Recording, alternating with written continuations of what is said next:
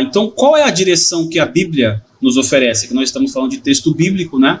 E serve para cristão ou não cristão. Qual é a direção que o texto nos oferece? Aí a gente leu o versículo 17 do capítulo 29 de Provérbios, que diz assim, eu vou ler de novo para vocês. Corrija o seu filho e você terá descanso, e ele será um prazer para a sua alma. O texto que nós estamos analisando é esse, Provérbios 29, 17. E ele começa com um verbo. Uma dica aqui, sempre que você estiver lendo um texto bíblico, procure observar os verbos, ok? Os verbos são aquelas palavrinhas que denotam ação. O que você tem que fazer, o que você não tem que fazer.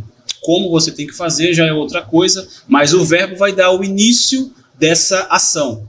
Então, o versículo 17 começa com o verbo corrigir, ok?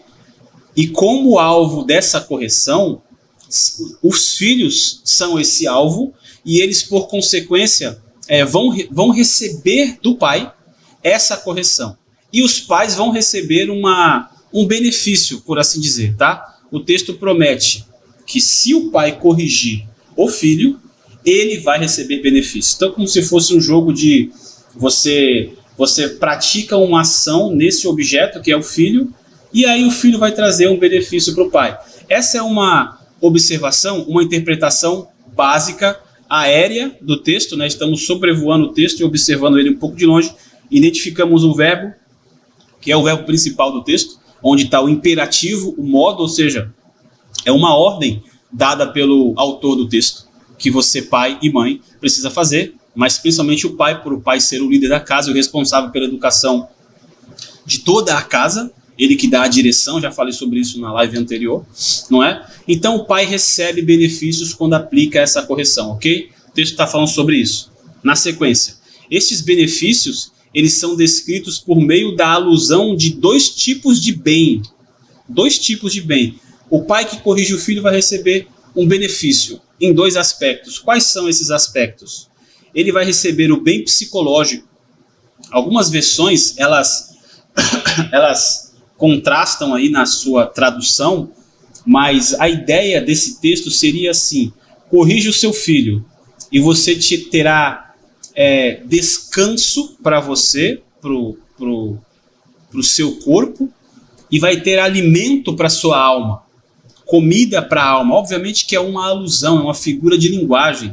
A alma não come, né, como o nosso corpo físico come, mas ela vai receber algo como se fosse uma alimentação, ou seja, o seu psicológico vai estar bem alimentado, bem nutrido e obviamente fortalecido. Então, um benefício em dois aspectos. Seria o pai que corrige recebe um bem psicológico, que é a comida para a sua alma, e um bem físico, que seria o descanso. Corrige seu filho e você terá descanso. E isso vai ser um prazer, uma alimentação para a alma. Descanso para o corpo, que é o bem físico, e o alimento para a alma. Quem não quer alimento para a própria alma? A alma é a nossa essência, ok? É aquilo que nós somos de fato, é como se fosse o original, sabe? A matéria-prima do ser humano é a alma, é aquela essência, sabe? É aquela matéria-prima, ok? É o núcleo. E o texto diz que o pai que corrige o filho vai receber um benefício em dois aspectos. Um aspecto físico, que é o descanso, e o aspecto psicológico, que é o bem para a alma. O texto fala sobre alimento para a própria alma. Como eu falei para vocês, isso é uma figura de linguagem que traz esses dois bem-estar, o pai, ok? E para a mãe também que corrige. E esse verbo, como eu falei, corrigir, ele ocorre 7 vezes no livro dos Salmos e apenas 3 vezes em Provérbios. Ele ocorre muitas vezes na Bíblia, mas ele ocorre 3 vezes apenas em Provérbios. Apesar de Provérbios ser um livro que fala muito sobre correção, né? Muito sobre correção.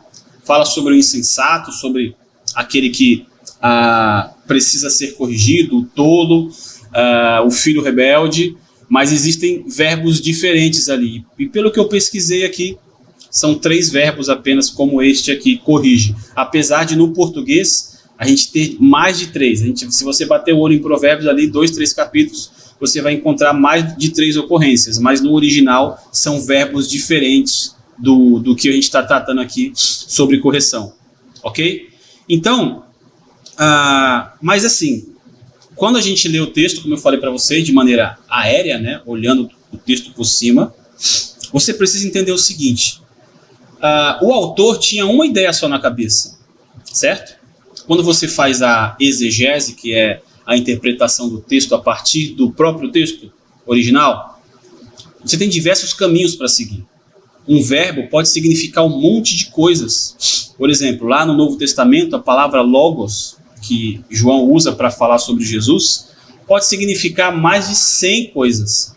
Mas o que João tinha na cabeça quando utilizou logos? É isso que você precisa tentar captar, mesmo que você não seja teólogo.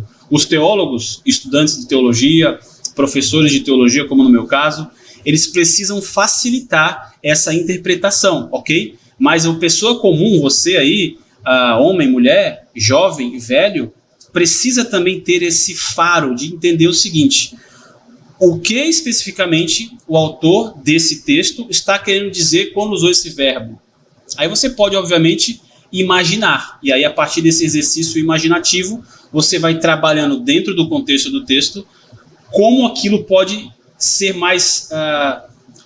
como aquele significado cabe mais dentro do texto. Então, aqui, o que significa corrigir? Eu vou dar um horizonte para vocês aqui de 3, 4 significados e depois a gente vai trabalhar com um só. A gente vai diminuindo esse caminho, né? Vários significados a gente vai trabalhando para tentar entender o que estava na cabeça do autor. Aqui o significado geral de correção pode ser punir, castigar e reprovar para instruir. Isso aqui é interessante. Você reprova, né? Você mostra o erro com uma correção para que ele possa depois aprender com o erro, né? A gente usa muito esse até um ditado popular, né? Você utiliza aprenda com os seus erros, ou seja, aprender com o erro. É meio que parece contraditório, mas é a ideia de fazer de novo e fazer de maneira correta. Então, uma das ideias do significado desse verbo corrigir em Provérbios 29:17 tem essa aqui que eu achei talvez a mais pertinente: reprovar para instruir.